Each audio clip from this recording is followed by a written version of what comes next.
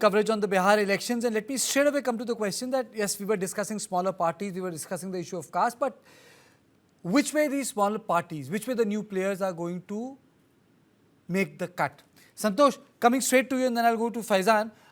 Where do you think that Asaduddin Owaisi and Prashant Kishore party are going to make the cut? Are they going to dent Congress, Mahagathbandhan, the RJD Mahagathbandhan, or are they going to make a dent in the NDA?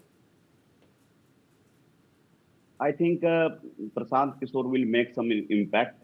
It is something like bullet pellet. It can hit anyone in any order, any random order. He is an untested player. Of course, there has been some talk about him. We cannot give the numbers, but I think he could get something around 10% vote. It could be 5 to 7. Who's going to? I'm taking the. Where will the cut be felt? My question was: will NDA feel the pinch or Gathbandhan? I think NDA will feel more pinch because of this. Okay. More pinch.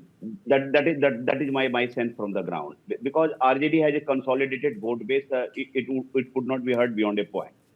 So more JDU and after BJP and then RJD in that order.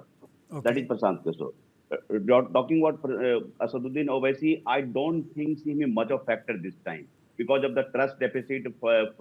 4 of his 5 MLAs crossed over to RJD. So I had been covering SIR throughout. I went to those areas twice in last 2 months.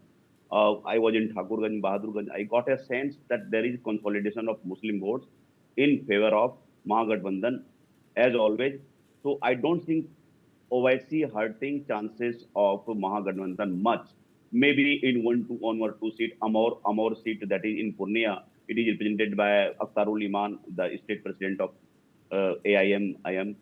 So barring one or two, they are contesting 25 seats. Barring one or two, they are not going to create much impact there. So that is my answer to your short question. Kuntal, welcome back. You know, Lalu Prasad has said, तवा से रोटी पलटती रहनी चाहिए, नहीं तो जल जाएगी.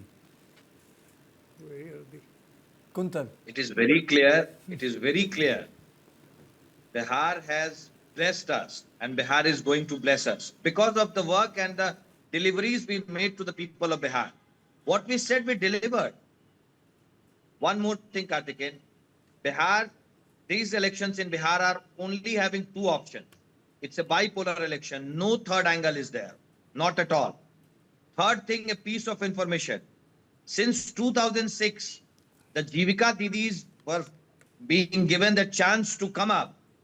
Right now, the market capitalization of Jivika Didis is around 52,000 crores.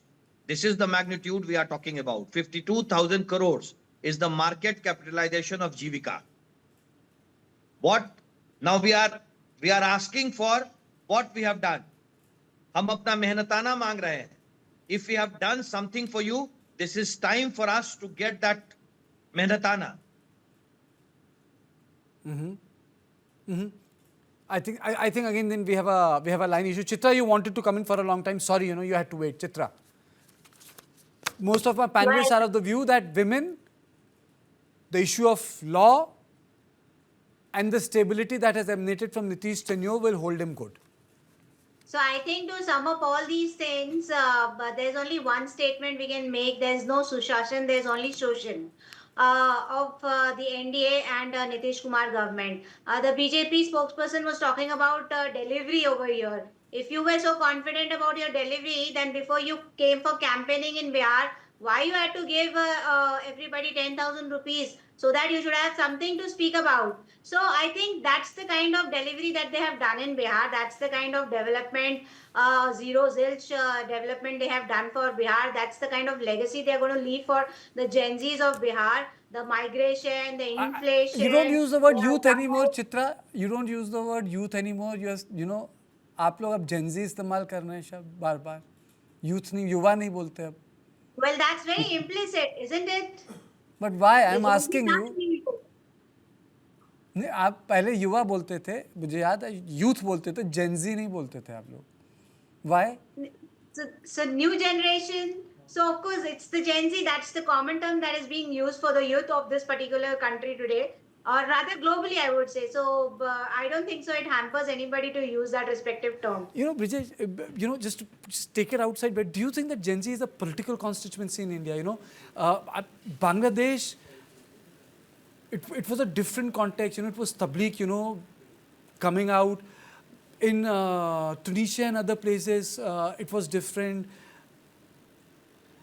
Nepal, it was pure play Gen Z. But in India, there is Well, I mean, the import of why they're Too much using of Gen Z is complexity. obvious. The import of why they're using Gen Z is obvious. I mean, they are not getting into the nitty-gritties or the complexity or the baggage of it. The term Gen Z also, suits them because as we have discussed several times, that when we talk of Jungle Raj, the narrative is, and I think the fault lies with the Mahagathbandhan or the RJD all that they never corrected certain, certain narrations which became popular folklore devoid of reality. The Jungle Raj was horrifying to a certain vintage, and that is the reason why the Prime Minister also said that ask the old age people to remind the new generation of the horrors of Jungle Raj. I think the Gen Z they're talking about may not be privy to or not have seen that kind of horror unfolding before his very own eyes, and that is the reason why if you want to make a bifurcation as far as the Jungle Raj is concerned, the older vintage people may still remember those horror. They must have felt it personally, or someone in the extended family must have felt it, and their bias, their prejudices will remain intact till they die. But I think, the newer generation, someone who has been 20 years, 18 years, or Gen Z as they're talking about, they might not be privy to that horror. They would be privy to